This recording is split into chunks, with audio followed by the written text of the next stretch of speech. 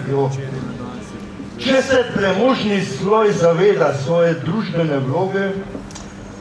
da je ta, ki mu gre dobro, odgovoren za uboge, če za njega okolje ni samo naraven vir, ki ga hoče izkoriščati s čim manj stroškov in ovir,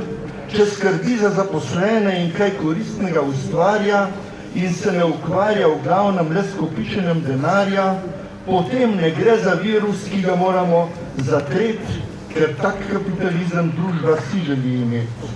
Ko pa premožni premoženje jemljajo kot drogo, ki je rabijo vse več in si kopičijo zalogo,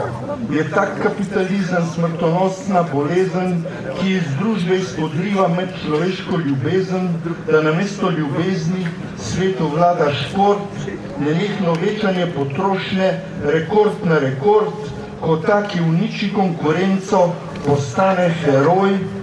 in ima življenje smisel le kot boj za obstoj. Ker se je treba skozi boriti, se basati še, ko si sit, z veseljem biti parazit, ker ti za druge ni mar, ker gledaš svet skozi denar in ga pomagaš razbiti, če to prinaša profit. Tak kapitalizem je treba čim prej zaustaviti in njegove odvisnike pod nujno resno zdraviti. In ker zdravljenje ni možno le z močjo morale, ga je treba izvajati s prisilo države,